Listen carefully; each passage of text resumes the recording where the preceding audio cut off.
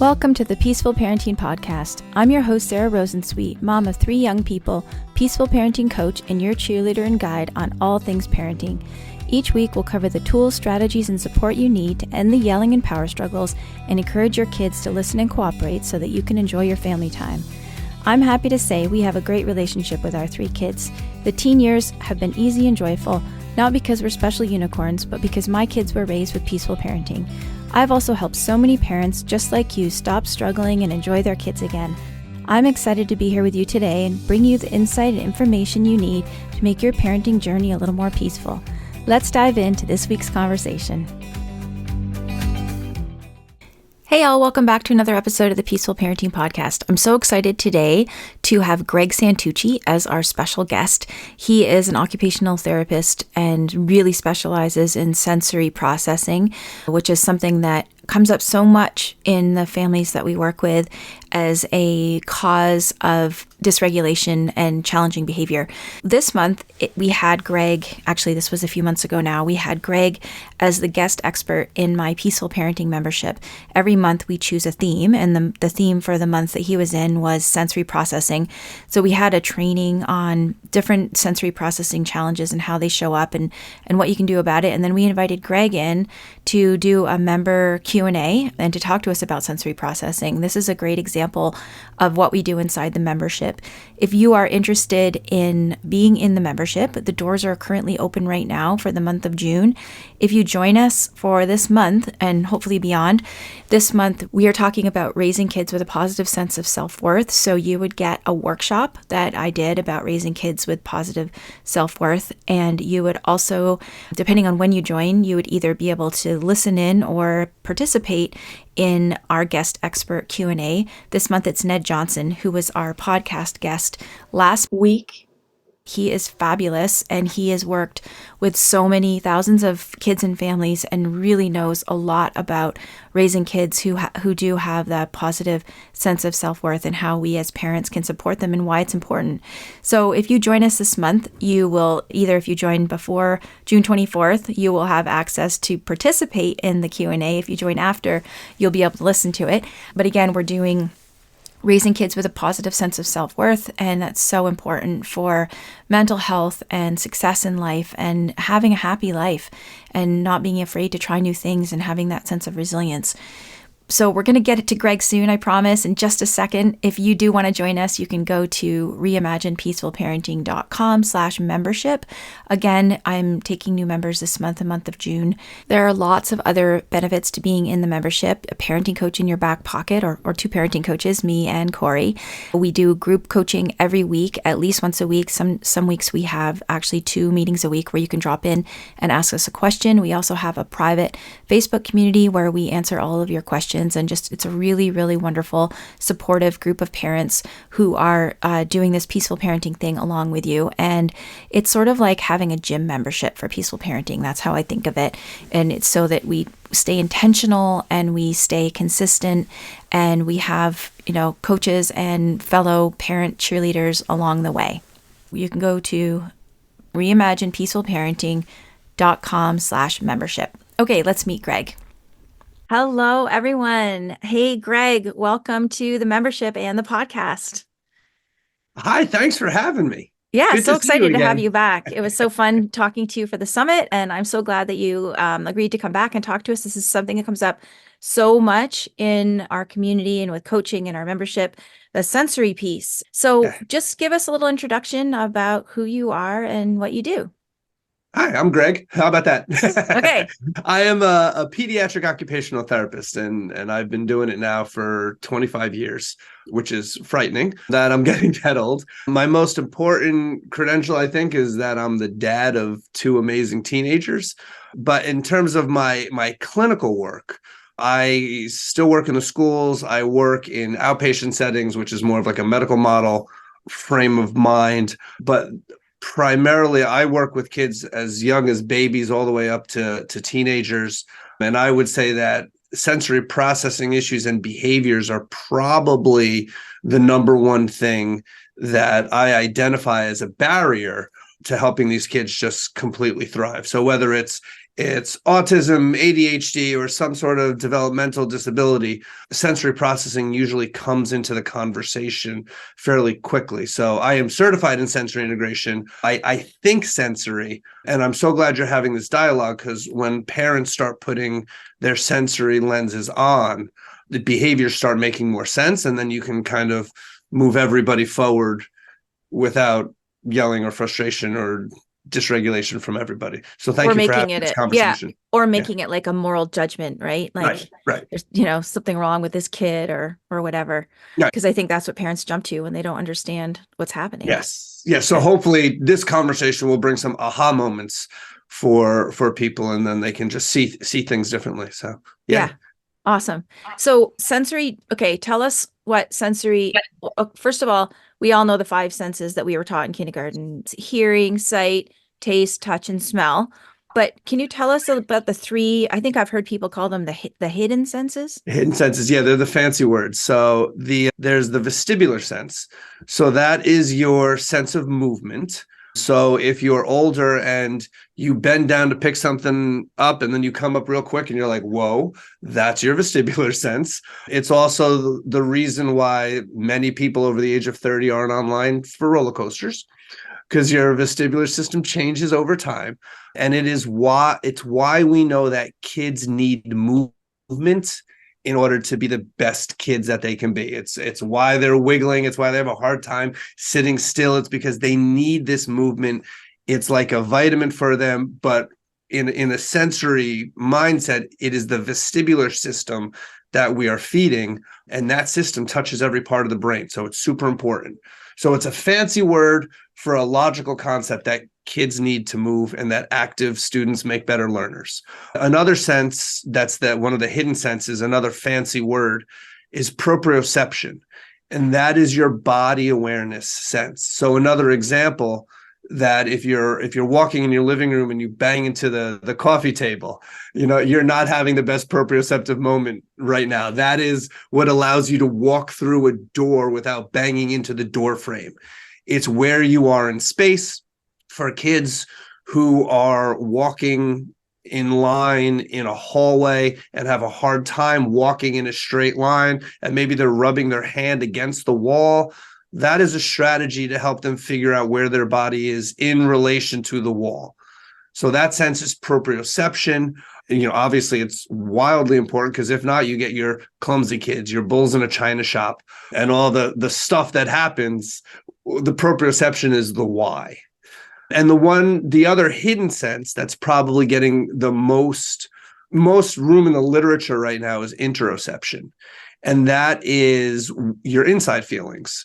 So if you're hungry, or if you have a headache, or if you have to go to the bathroom, those are internal feelings that can mess you up and make you not be your best self. We're all not our best selves if we have a headache or we have to go to the bathroom.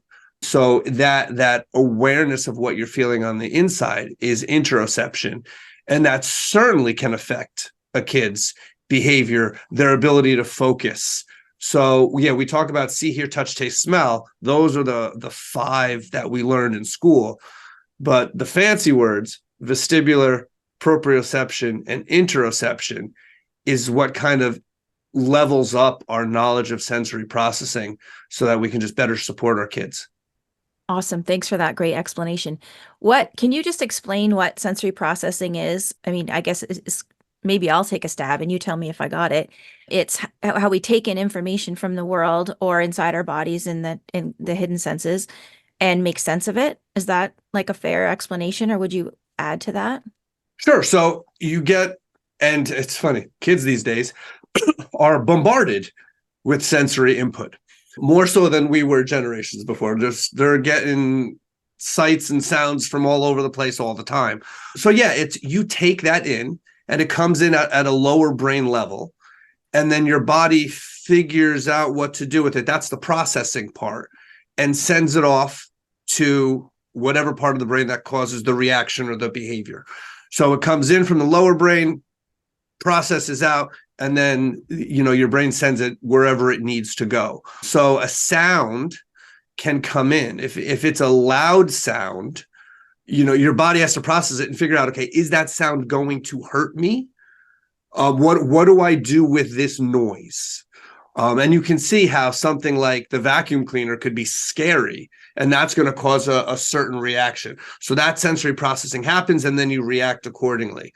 Versus a sound that's not as threatening, you have a different reaction to that. So that's kind of how sensory processing works, and it is happening nonstop. Mm-hmm. And we have filters. We know what we can take in and just kind of let go and put behind us, or what we actually need to address. And so I would say for sensory processing issues, that filter may be messed up, or need a little bit of support. That okay, that's not ambient noise. Like, what is that? I have to address it right now. Or if you're walking down the same hallway, if you've got the lights and all the bulletin boards and all the other people talking, that's a lot. And so if your processing isn't optimal, it's going to take a lot of energy just to get down that hallway. So I could see how, like, when you're talking about the vacuum cleaner, it's like a scary noise. So that would be your sensory filter interpreting what your senses are taking in as a threat. Yes. And so setting off like that fight, flight, or freeze of Right. the nervous system. And so when you hear a loud sound, the first thing you do is you're going to use another sense. You're going to use your visual sense to figure out where it's coming from, how close it is to me, and is it going to hurt me? So so you go into that fight or flight, and then boom, you're using a sense like, okay, I need to know what this is. Mm-hmm. So my son would run to the couch and laser focus on what that noise is, allow himself to understand what's happening in the environment, and then react accordingly. Okay, cool. What about when you have sensory, I don't know how to ask the question I want to ask. When kids, like if a kid who's always seeking sensory input, like putting things in their mouth or Sure. touching things, how would that be why does that happen? That's such a good question. So let's talk about proprioception and putting things in the mouth. So there are a lot of proprioceptors in the jaw area. It is a very calming sense. Kids sucking their thumb, biting on things. So when I see kids go to the mouth, that tells me a lot about what they're doing to try to downregulate and keep themselves calm. I will also say that if you go to a movie theater, what are they selling? They're selling crunchy popcorn and chewy Twizzlers, because that helps us stay focused and regulated during a 2-hour movie. So again, it's a perfect example of when kids go to the mouth. That may be seen as, if it's biting or whatever, or biting something or biting another person, that may be seen as a behavior. To me, that is information. Now, biting a person is not okay. Everybody agrees with that. But you can already see how, okay, if that's what their body is telling them that they need in order to settle down, okay, we need to acknowledge that they are dysregulated, they are stressed, and we need to get them the input that they need so that they don't feel like biting a person is the only thing that they have. Does that make sense? Yeah, totally. Okay. So you mentioned an attempt to regulate. Can you talk a little bit about the role of the sensory system in regulation, and say what you mean by regulation? So, and it's so easy to say the word calm, but regulation is not necessarily calm. And I use the example of Michael Jordan shooting a championship basketball shot and making a game-winning buzzer beater. He's not necessarily calm, but he certainly was regulated to be able to make that shot. So it is, if it's that window of tolerance, that if you're too escalated, you can't function optimally. And if you're too low, you can't function optimally. So it's finding that window of tolerance where you can be your best self, so that you can, your sensory systems are kind of working efficiently. You're in an environment where they can work efficiently, and you're able to kind of access the thinking, reasoning, problem solving part of your brain and move forward.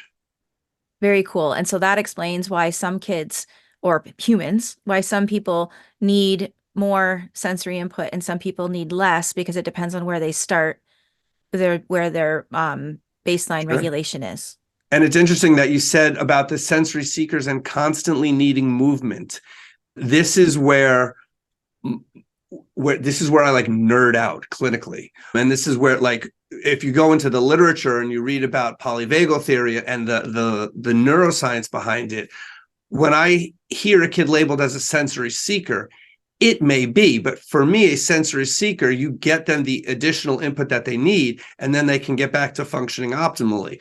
For the kids who never kind of get enough, I start wondering, are they sensory seeking or are they mobilizing because of a sense of threat in their environment? Are they so like just dysregulated that movement, that chaos is their norm? Because that's a different approach. I wouldn't give those kids vestibular, that I would look to try to downregulate them in another way. That's where I kind of like geek out as an OT. Well, you can tell if they don't, if you give them vestibular and then you can do something more sedentary, you know, sensory seeking is good. If it ain't working, then you know. Yeah. So the what looks like sensory seeking could actually just be dysregulation. Yes. Yeah. Yes. And and if it's not solved through meeting that sensory need, then what would you do? That's when and I see this a lot in like an ADHD profile. That's where I may give them, again, kids need to move. I'm using movement for connection and to let them know that I'm here to work with them. But if I see that the movement is too much, you know, I'm helping them feel that, and then I'm moving them to something more sedentary, seated on the ground, which is great, as much body as you can get on the ground, and then having them feel that. And let them feel that difference, that look, this is great. The work you're doing, the attention you're giving it, this is amazing. And we couldn't do this when you were zoom, zoom, zoom, zoom, zoom. So it's that, you know, your energy level, as what I'll use for the kids is, you know, your energy level has to match the energy level of the task or the demand. So if you're super high energy and you're going into library, that's going to be a problem. If you're super high energy and you're going into gym class, you may be okay. So trying to not only, again, not to get mad at them or frustrated that they're just not listening or they're just not sitting still, to help them understand their bodies. And if you can get them to that calmer place, to then recognize, feel this, like, this is great. You're winning. You're doing absolutely amazing stuff right now. Over time, if you repeat that same message, they start to feel it and get it. And then the strategies come from there. Kids must love you. I bet they just love it when you show up. I had a kid. It was so sad. I had a kid just yesterday that he was just hysterically crying because our hour was over. And it actually, it choked me up. I'm like, because he had his best day. Like why would you want to leave? So yeah, it's really fun to get to a place, and I don't mean it to toot my own horn, but it's really fun to get to a place where the kids know that they're not going to be judged, that, you know, I have to get myself into Zen mode and into that, okay, you know, the kids do well if they can, that their behavior is just a symptom. When you get to that place and you're just there to help, they feel that. I love this. This is like a new phrase for me, that regulation is contagious. So that if I bring calm to a kid, they pick up on that, and I can then share my calm with them. And if I'm dysregulated, if I'm reacting to their behaviors, well, they're going to pick up on that too. That's where power struggles happen. So yes, kids, you know, because I'm fun and happy and silly and I have really cool toys. But what I've learned over time, it's not just the cool toys. It's that, you know, I am giving my brain and my body to them to share whatever they need so that they can be their best selves. So they love me because they win and they feel good and they do things that they couldn't do before. Yes. That's so great. Thank you. Well, and also I bet it's because, you know, they may be used to their behavior being seen through a behavioral lens rather than a sensory lens. And they probably feel really seen, like, oh, this guy recognizes that I am doing the best I can. And a lot of this stuff is beyond my control, and the teachers or my parents are telling me to quit it and get it together. So I bet that's really nice for them too, like that, just that positive regard that maybe they're not used to having. Yeah, Funny, same kid yesterday. This kid was fabulous. He threw something. He was amped up and he threw something, but he threw it on the pillow, on a soft pillow, so it didn't break. And mom was like, "Oh my God, he threw something," and it's the toys didn't break. And my first reaction was, I acknowledged that he was really excited, frustrated, whatever the emotion was. But I said, "Thank you for taking a moment to think and actually throw it on the pillow so that it didn't break." I said, "It didn't break." And then we went back to giving him the body input that he needs so that he doesn't have to throw it anymore. And he was fine. And it was funny to watch his face. Like, wait, I didn't get in trouble? So again, to get there is hard. It's taken me a long time of like self-talking to myself and talking me off of the cliff when something crazy happens. Yeah. But it's worth it. All right. Well, so we do have a bunch of people on the call, and so I want to open it up to questions. Corey, do you want to ask your question first? And anybody else who has a question, raise their hand so I have a sense of how many questions we have. And I've just got maybe one segue for you into what we're going to be talking about in terms of sensory and behavior. How do you encourage parents to start to understand and start thinking of like using the sensory lens that you were talking about and making that shift to understanding behavior through a sensory lens? The best way is through real examples so that they can actually live it in their house. So, and you can take mealtime, bath time, homework time, the real stressors. So, I'll ask a parent, how is your kid at bath time? And, oh, they love the bath. And I'm like, well, how are they with washing their hair? And then it's like, oh, we just get through it, or, it's just, we scream for a second and then we get out. Then I ask them why. And they're like, well, we tilt their head back. Well, there's your vestibular system. That's scary. That's how you help them think sensory. So everything is sensory, but not everything is a sensory processing disorder that warrants skilled occupational therapy. So to help parents, the first thing is and we talked about this during the summit, my big tip was lead with curiosity, is just ask the questions. Was that scary? What did that feel like? To start there, because we don't just want to guess. They have the information. We just have to kind of get it from them, either through their behavior or through their words, however they can communicate it to us. So that's the starting point. That's great. Yeah. It's such a powerful lens to have once you put it on, I think. Yeah. And keep it on and keep adjusting it. Yeah, totally. All right. Well, Corey, do you want to ask your question? Sure. So I work with Sarah. I'm one of her trained coaches. And one of the things that comes up all the time in my house and in all of my clients' houses is trying to figure out what is actually the underlying cause to behavior.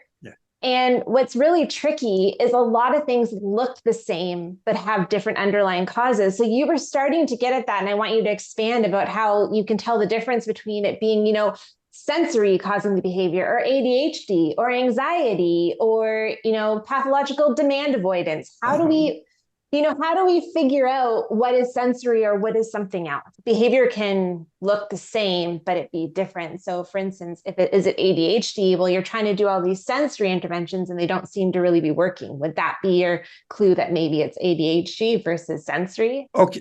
That's so starting from I'm channeling Ross Green here, starting with the difficulty.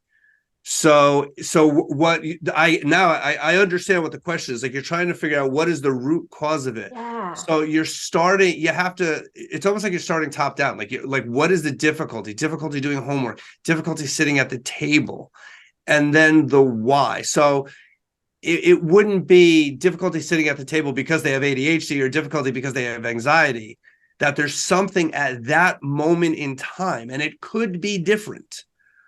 Difficulty doing homework could be because they're exhausted, because the homework's hard. They're just not able to pick themselves up. And those are all different, the sensory interventions may be different for that particular moment. So if you start with the difficulty, and then work it down. And again, the more I work with a lot of non-speaking kids. So, you have to make some educated guesses as to the why, because they may not be able to communicate it, but if you watch them and you notice the difficulty, you can break it down from there. So I would start with the difficulty, break it down from there. If they're able to communicate, if you solve that problem at that moment in time, that's the win. I don't know if it would necessarily be like a global solution. I like to take one problem at a time, because we realize there's a lot of unsolved problems when you get into this mindset. But once you start solving them, you get into a rhythm and it becomes quicker. And because the collaboration was there, you can start making assumptions because you understand your kid's sensory profile a little bit more. A good example of that is bath time alerting or is bath time calming? So if bath time is really alerting and that the kid gets out of a bath, you have this massive temperature change, and they're like off the chain running around, and you got to try to get them to lay down. I would move that bath time to earlier in the day, earlier in the evening, so that they have a chance to settle on down. Once you understand the profile, you make the change, the behavior then changes durably. So I hope that answers the question that the difficulty is because of whatever's happening in that context at that time. So I start with the difficulty, and then the sensory presents itself from there. And even if it's ADHD or anxiety or any sort of diagnosis or pathology, I'm still focused on the difficulty first. Mm-hmm. Thank you so much. So I have a question. I don't know if that helps parents or not. No, I think it does. Okay, yeah, good. It does. It's good. Still just, it sounds like it's still just using the sensory lens and trying to introduce regulating tools. Mm-hmm. Kristen in the chat asks a question: when will curiosity be satisfied for a 22-month-old that's been dumping water or milk at mealtime since 16 months? He's been drinking out of an open cup since 8 months. So 22 months, dumping everything. So is able to drink out of an open cup, which is a developmental skill, but that's also a gold mine for a dumper. So yeah, I noticed you're having a hard time drinking out of that empty cup. What's up? I can answer that question, because dumping is fabulous. It's fun. Yeah. Because it's cause and effect and the mess is great. And I'm too young to figure out the cleanup part of it. And I don't even care, because dumping is fabulous. So I feel like I'm speaking for a 22-month-old. So there's that. So with that, I mean, boundaries have to be set. Like, you can't just have messes and messes. Like, if you can drink out of this cup and use it, fantastic. If not, we have to clean this up. And I always try to get kids back in the game. So it's not like taking something away as a punishment. It's, okay, this is an open cup. It's for drinking. If you can drink out of it, great. I could look at possibly putting less liquid in there. Like, there's different strategies. But if a 22-month-old can't really access their whatever's there of their prefrontal cortex, their thinking part of the brain, they're going to need some help. So staying calm, celebrating when they can use it appropriately, but setting a boundary that you can use this cup for drinking, but not for dumping. I think that's fair. But 22-month-olds dump liquids. It's cause and effect. It's developmentally appropriate and very annoying, but yeah, I think that they don't have any impulse control yet at that age. So it's just too fun, as you said. And maybe, I mean, when my kids were that age, they had very small cups. Yes. So my first thought was less liquid. Yeah. I actually found these little, like, they were like these, those A&W mugs with the handle, but they were tiny, like 2 inches tall, and they were perfect little kid cups. How cute is that? They're drinking out of a mug. They were really cute. Gaston and Beauty and the Beast. Kristen, did you want to say something further to what Greg said? No, that answers it. We try it in phases. Now we're starting baby-led weaning with his little brother, who's 8 months old. So I'm like, go ahead and teach him how to drink out of an open cup. And so he does it, but then he starts to dump it again. I would say from a parenting coach perspective, give him lots of opportunity to dump other things. And you might find that if he can dump other things all day long, then he might not be quite as interested in dumping his cup at mealtimes. Yes. Does anyone else on the call have a question before I go to the ones that were sent? Sure. Full disclosure, if my question sounds a bit more technical, it's because I'm actually a fellow OT. We have a plant. And I'm a bit of a fan of yours, so I'm having a little like I'm moment. a fan of yours too. Hi, Stephanie. Hi, nice to meet you. Nice to meet you. Question is with regards to interoception, and because I feel that obviously all the sensory domains have an impact on behavior, but I'm seeing more and more how the interoception part and like the emotional regulation and all of that, but it's like how to improve interoceptive awareness in kids that struggle with, like the disruptive behaviors and, explosive and like emotional regulation and all that. So strategies to teach interoception, and it's interesting because we talk about like potty training and that interoceptive awareness for young kids is one of a huge barrier. I had a kid this week who mom's struggling with potty training, and he came in, he was completely drenched. His jeans were completely drenched from water that spilled in the car seat that he didn't even know he was wet. And I'm like, oh, okay. Yeah. Let alone the internal feelings. So and Kelly Mahler's work is amazing. Mahler, Kelly Mahler. She really talks about activities that you can teach kids. How does that make you feel? If you take big, heavy breaths, how does that make your chest feel? So to label that when kids, I was in a kindergarten class this morning and kids are waiting online to go to the bathroom. There's an opportunity to, if you don't have to go, what is going to the bathroom? What does that feel like? Well, it's pressure down here, typically. To label what that feeling on the inside is, or if you're putting your head down, do you have a headache? What does it feel like here? To try to label what that feels like to help bring awareness to it. So if you're rubbing your hands together really fast, well, how do your hands feel? They feel hot. To bringing that awareness to them, that pays huge dividends later on, because interoception starts very early on. Again, little baby crying because they have discomfort. Yes. Mom comes in to settle that discomfort, feeding them, changing them. Oh, okay. So that co-regulation leads to better self-regulation. The link is interoceptive awareness. That's it. So that's why it's really important to teach kids, and using ourselves and our interactions with them to teach them how things feel, so that they can then feel it, understand it, and then react accordingly on their own. Like something that comes up both as mom and OT is that I think when you ask them questions, like they don't know what to say, right? So I think maybe like it's using like opportunities that pops out throughout the day, and start with modeling like, oh, I'm hungry, and like say out loud the stuff that I know for myself, but just so that they can kind of relate, maybe.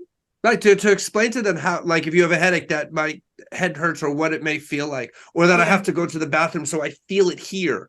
To model it. Great way to teach interoception awareness, because it's huge for so many things. And that's like, talk about invisible senses. We're talking about what they're feeling on the inside, and they can't communicate it.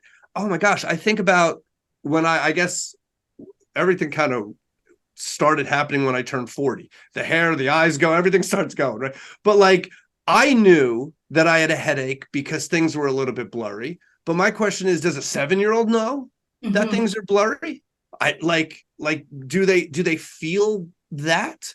So like it's so important for them to kind of understand their bodies, And yes, modeling is the best way is a great way to go about it. Mhm. Thank you for that. But Stephanie's a great OT. Just She's a great one of our members. Did that cover that for you, Stephanie? Yes, sure. I might have a follow-up, but I'll Okay. think of it. Okay. I have a couple questions that were sent in. One of them was from somebody who's a preschool teacher who has 2 kids in the class. They have to stand on everyone has to stand on a stool to wash their hands before snack time, I guess, or something.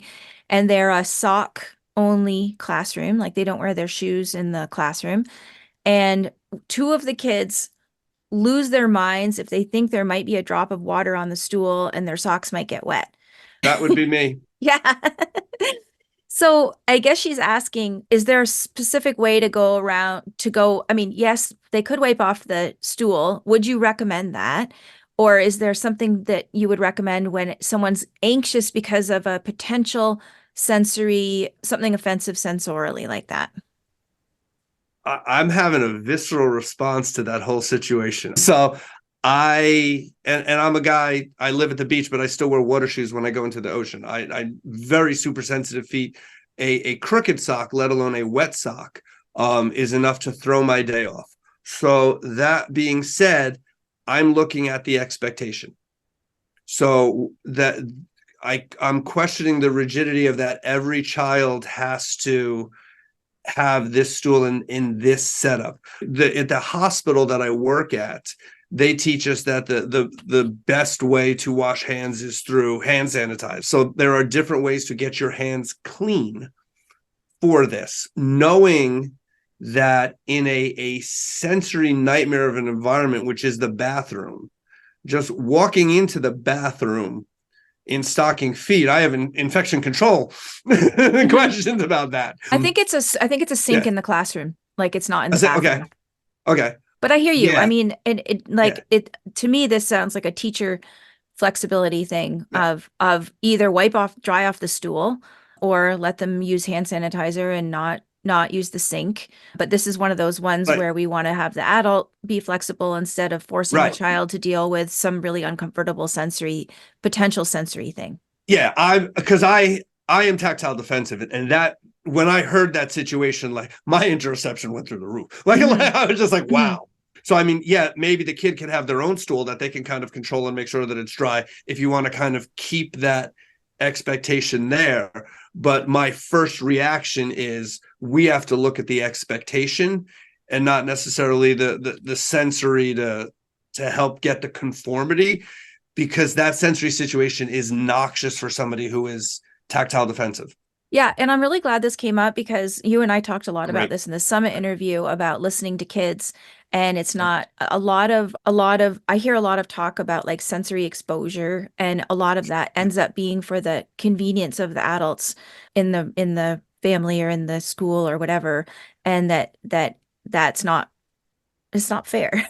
I guess. Yeah, adult imposed desensitization is not something that I support. I am tactile defensive. I will desensitize myself.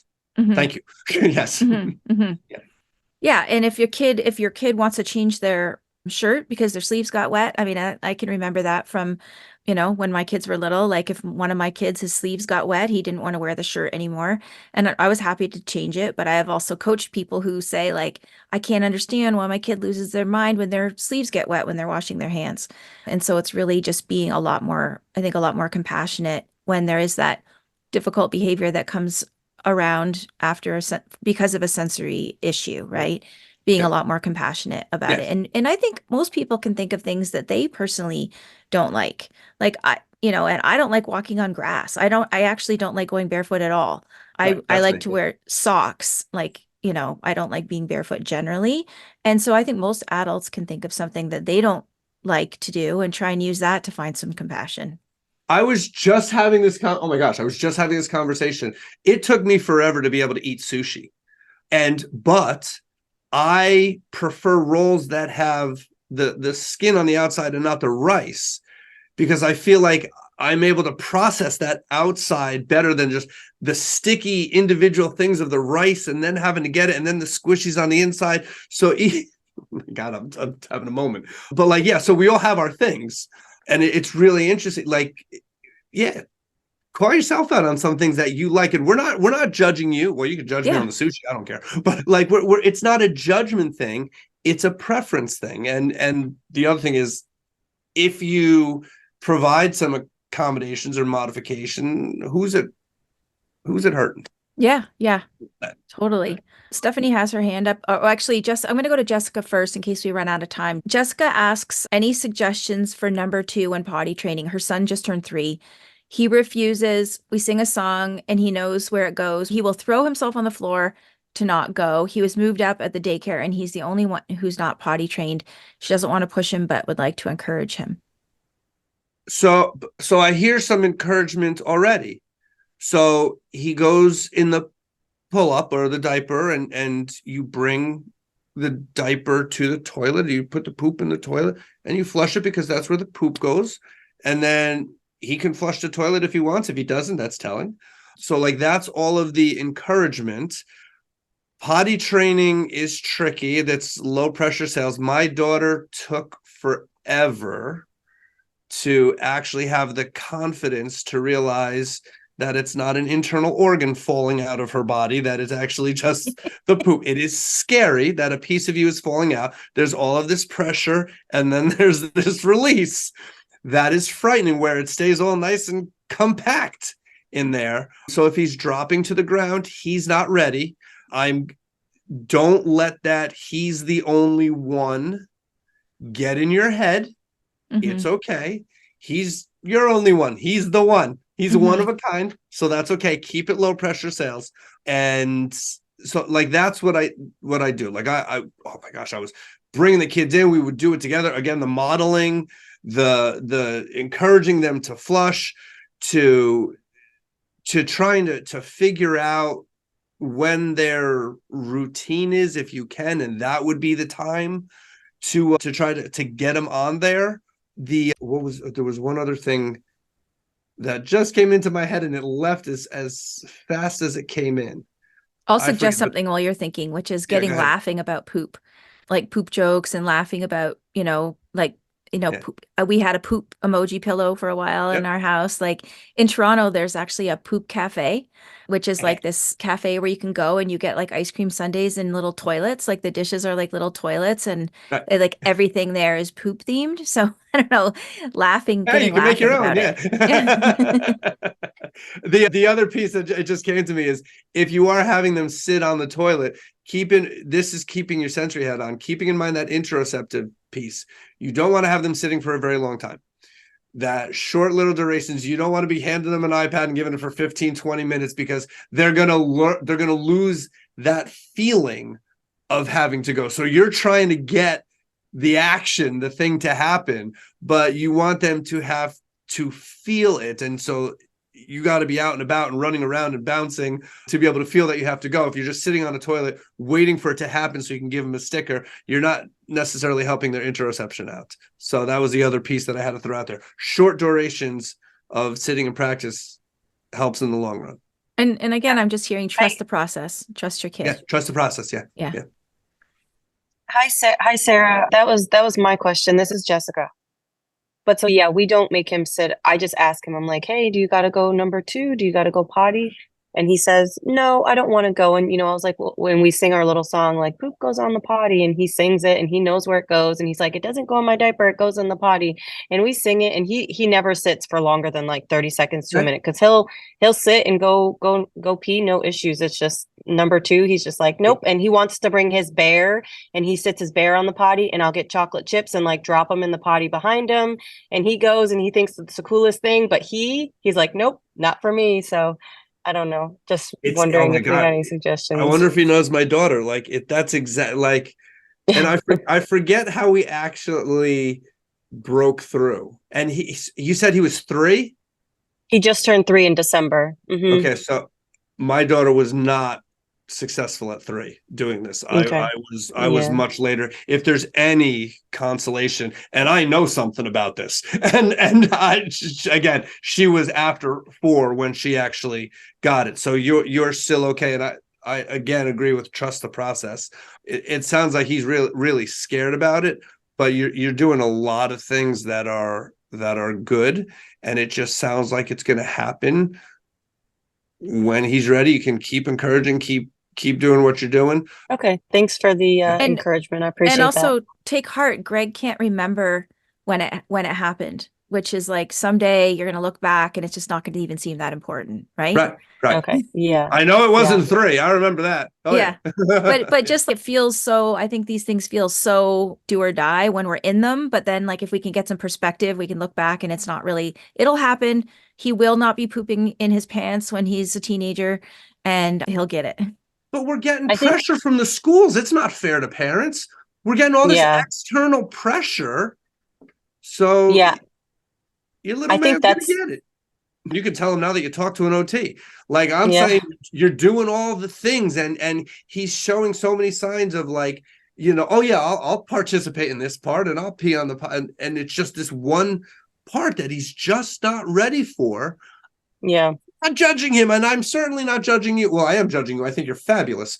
So as best as you can as a parent, because it is so hard, is to just, you have time. Don't let the pressure consume you. Keep doing what you're doing. Thank you. Yeah. That's awesome. That's so encouraging. Thanks, Greg. Yeah. So do we have time for one more question from Stephanie? Is that okay, Greg? She's got a follow-up. I'm ready for it. All right. Actually, it's probably going to be quick. I just wanted to bounce on Sarah's comments about like the wet shirt or something, or the wet stool, or I don't remember. And I'm just curious how, like, what you suggest, because like, yes, you want to be respectful, that to them it's a big deal, and it feels like it's really like, I'm sorry, I'm struggling with my English today, but like it feels awful to their body to feel the wetness on. Yes. So like you don't like, you want to respond to that part. But what about like when they get really hung on like, I have to change clothes, or I have to change all my clothes, even if it's just, the sleeve that's wet. Do you like kind of hold that tension and try to teach them like we can just roll the sleeve up, or give them options so that also they have, different tools if it happens when they're not at home? Or do you just kind of go, all right, change your whole set of clothes? And so, and I have my sleeves rolled up. I always have my sleeves rolled up because I am tactile defensive. So one of the first thing I do is I understand those kids. I validate that. And yes, I completely get ahead of it. That if I'm validating that they don't like when their sleeve is wet, well, here are some strategies to make sure that doesn't happen. So if something does happen in the beginning, I'm going to validate that. And if they want to change their shirt, that's fine. But because I'm giving strategies to prevent it from happening, I'm giving them tools so that they don't just get caught up in this. If you let it go where it gets bigger, and it becomes its own kind of beast where, yes, okay, first it's the shirt, now it's all of the clothes. And that's why I think it's really important to, in a very positive way, empower them to prevent it from happening. And then starting with that, yes, it's okay, we can change shirts. There was a little girl in kindergarten where she was biting her shirt, and then she got all upset that her shirt was wet. So, her first strategy was to turn the shirt around. So she was walking around with the shirt backwards all day because she didn't like it here, but in the back, out of sight, out of mind, that was fine. But she has strategies, whether she needs something in her mouth, something like that. If she's stressed, because that's a lot of times where it comes from, like to address that part. Say, I just saw her today and she's not biting her shirt anymore. So I think the stress thing may have happened. But yes, to empower them to prevent it from happening helps prevent it from spiraling out of control.